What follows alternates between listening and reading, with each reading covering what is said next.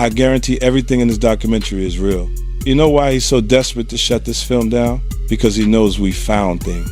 Footage, phone calls, conversations he recorded himself, contracts, NDAs, real receipts. But Diddy ain't the only problem. He's just a symbol. This industry is full of people like him smiling in the spotlight while pulling strings and hurting people behind the scenes. I don't make things up. We got Ciroc. Damn, we got all and y'all want Diddy to come to my room. He ain't even brought no Ciroc. I don't want that old around me. He a whole ass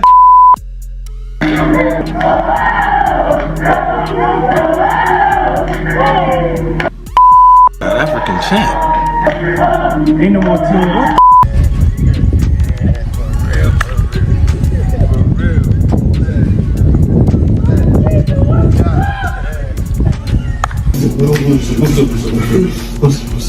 50 Cent has ignited fresh controversy as the hip-hop world is rocked by stunning revelations that flip the narrative around Diddy and Burna Boy, turning a once-praised alliance into a wave of suspicion and debate.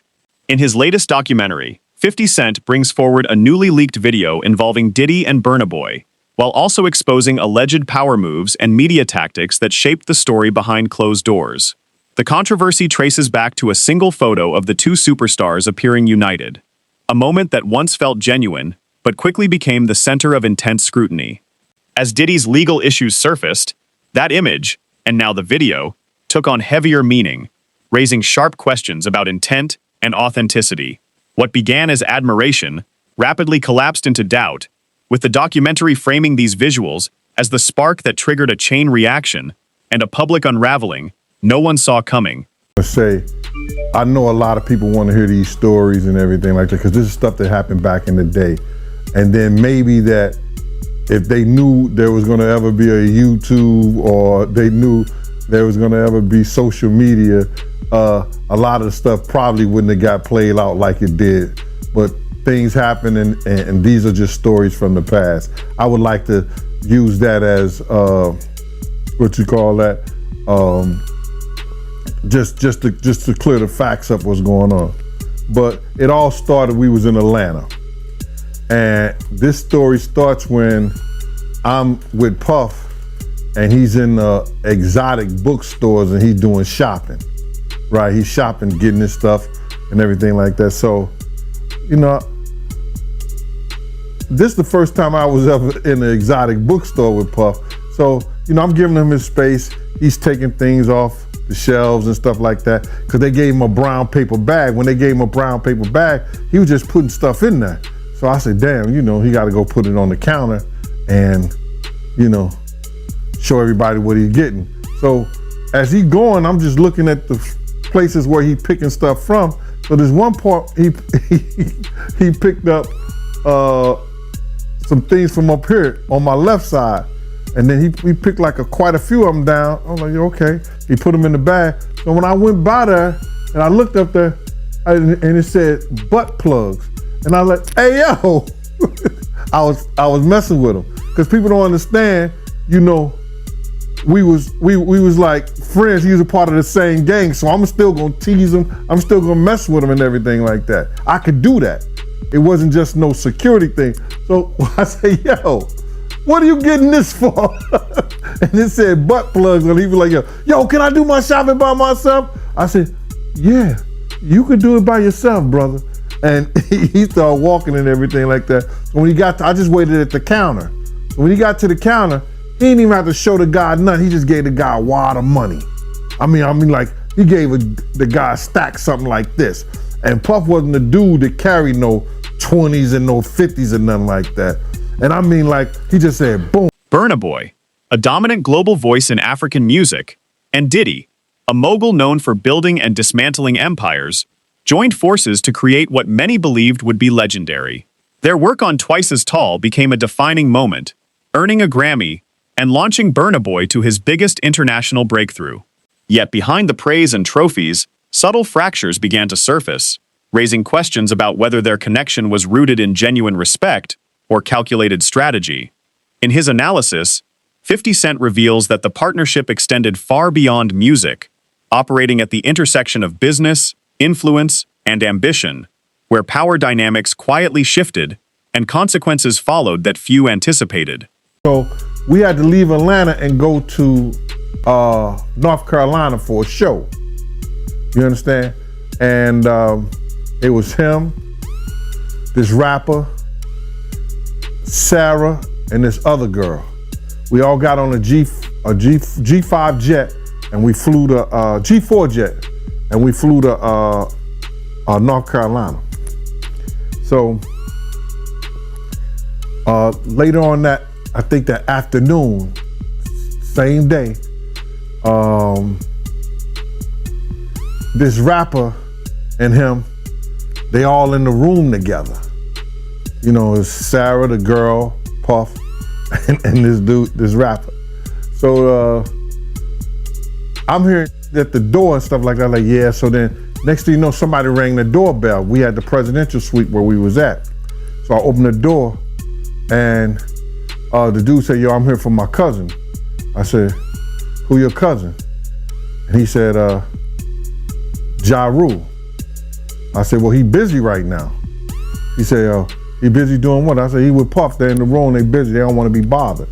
He said, well, I'm going in there. I said, bruh, you ain't going in there because he told me they don't want nobody to be bothering them. And he was like, yo, I don't care, man, I'm going in there. That bull like that. I said, yo, bruh, Jesus Christ had to come down here and take the air out of my body before you get in that room right there. Watch. He tried to bum rush me. I grabbed it and threw him against the piano. When I threw him into the piano, Puff and Ja Rule runs out the room. Puff got his towel, Ja grabbing his towel, but they butt the naked. And so then Ja was like, yo, what's going on? Yo, G, that's my cousin. He know me well, you know, and Puff was like, yo, G, what happened? I said, he tried to get in the room. I told him he couldn't get in the room. And he was like, Puff looked at Ja. He said, yo, Ja said, you ain't want to go in that room because there's a lot of freaking going on. So I was like, oh, he said it was a lot of going on. So that was basically that story, man. You know what I'm saying? They went back in the room, dude felt a certain kind of way, and he left out. So I seen them at the concert the next day, and they tried to, you know, form up against me. But my man Frank was like, I told my man Frank, I was like, yo, Frank, put yourself in that position. Somebody trying to get in the room, and Ja told you don't let nobody get in the room. What would you do? Now, y'all can do whatever y'all want to do, man, but you know I ain't taking no losses. He said, yo, you good, and that was it. Bruh, when Ja said, you don't want to come up in there, a lot of freaky stuff is. As whispers of a tape began circulating, the tension between Burna Boy and Diddy escalated to a fever pitch. This was more than idle gossip. It was a powder keg waiting to explode. Allegations of secret maneuvers, questionable deals, and hidden betrayals swirled around them, while Burna Boy remained silent, refusing to respond. In today's social media-driven world, that silence only fuels suspicion, and soon he was caught in a storm of speculation. 50 Cent breaks down how Burna's quiet stance, rather than defending him, intensified the controversy, proving that once the narrative is seized by the public, control of your own story slips away. That's crazy, bro. So now, you think certain politicians, you think certain actors, actress, they drinking, smoking, we know they love pink cocaine. You know they got weed all in the air. They dropping ecstasy pills, they dropping some other kind of sexual pill. Man, do you think he ain't got nobody on tape, bruh? So now, can y'all go get those tapes?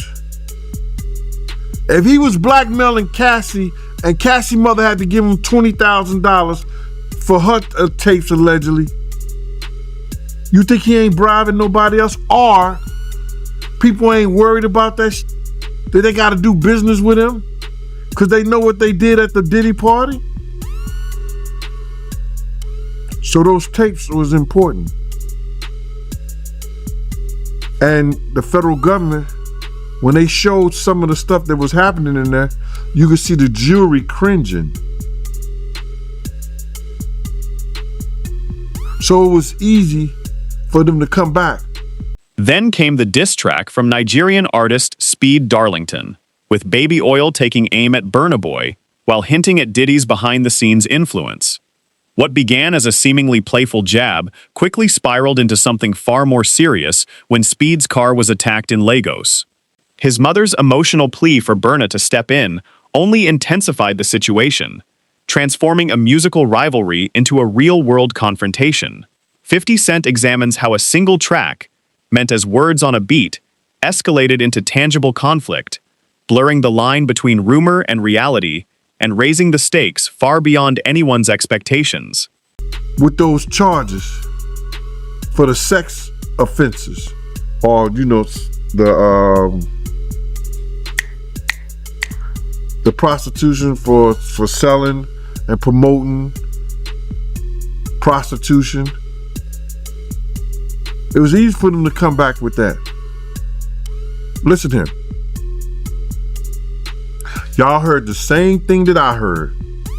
When they raided his house, y'all saw the same thing I saw. They took computers, tapes. You think wasn't nothing on those tapes, y'all? You think they didn't log those tapes? Why did they, hold up. Yo, I just caught a jewel. They used the tape that Cassie sent them. That Cassie had.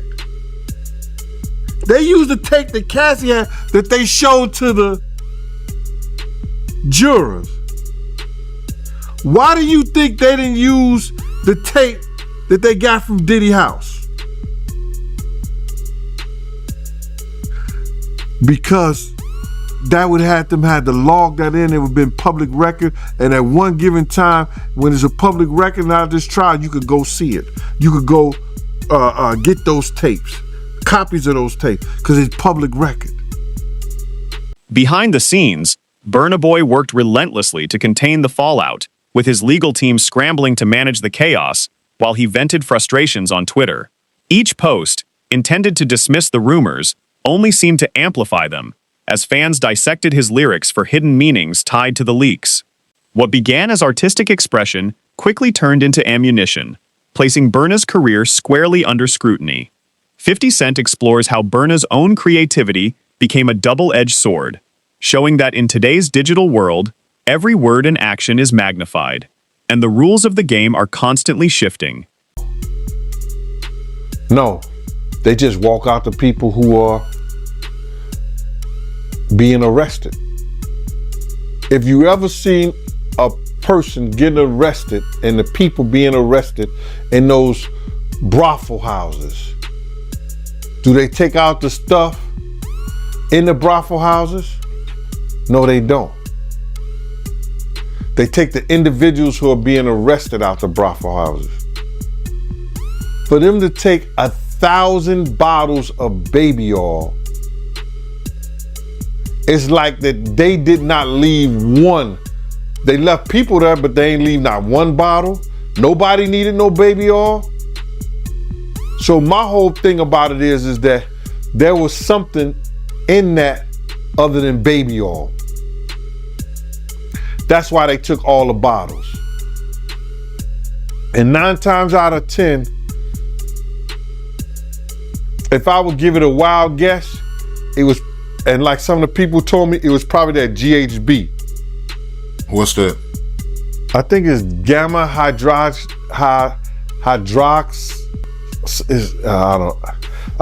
I looked it up, bro. Let me see if I can find it. I know this is just showing everything like that, but oh no. Let me. Yo, somebody tap dance or sing or do something, you know what I'm saying, while I'm doing this. Oh, here it go right here.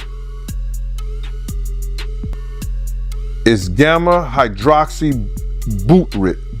The most explosive leak emerged in the form of a post allegedly from Diddy, declaring, "I helped you win that Grammy.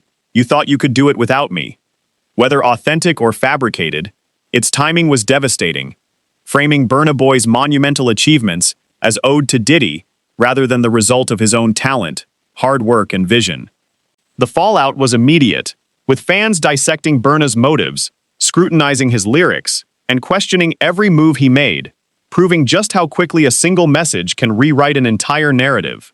In the documentary, 50 Cent meticulously analyzes how Diddy's alleged words inflicted enduring damage on Burna Boy's credibility and public image, demonstrating the precariousness of fame and the shocking ease with which perception can be manipulated, leaving even the most accomplished artists vulnerable to rumor, speculation, and the court of public opinion.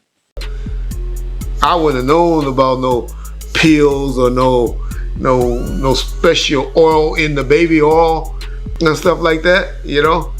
People been talking about that lately. See how people lately been talking about in the interview, how there was some, I think it was some horse, what they call it, the stuff that they put horse and make down, some type of heart tranquilizer that's put in no baby oil bottles. Y'all think it was just baby oil, y'all? Are y'all that stupid? Do y'all know it was more shit in those bottles of oils? That was just a cover up. Y'all don't realize that there was other stuff in those bottles that made people either go to sleep or get freaky or get horny or something in those bottles that's getting tested. It's not illegal to have baby oil in your house. Why the hell would the police take baby oil?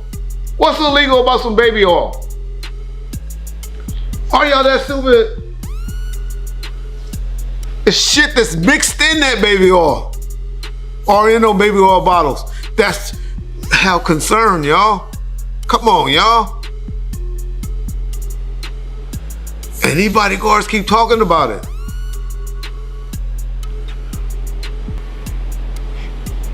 They better shut up. They better shut up. Y'all need to go in there and tell them, stop. But no, Jay Prince ain't had nothing.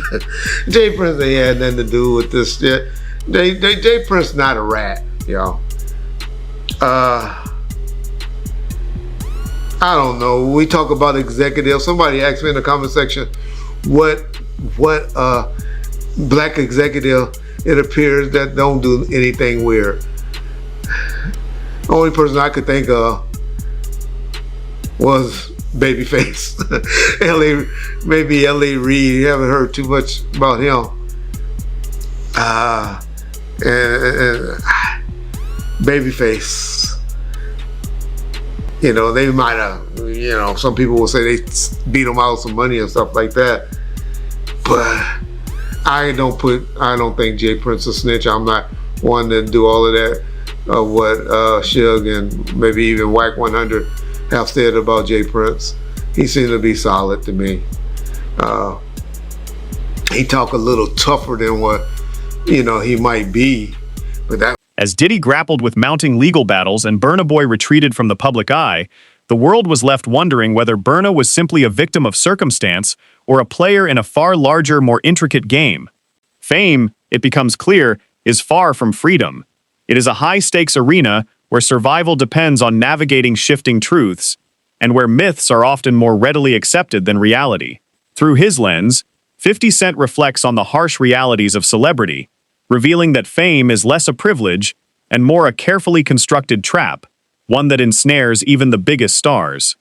He exposes how figures like Burna Boy and Diddy, despite their enormous success and influence, are not immune to the pressures, sacrifices, and hidden costs that come with life in the spotlight, showing the audience that behind the glamour lies a world where every move carries consequence and every decision can shape or shatter a legacy.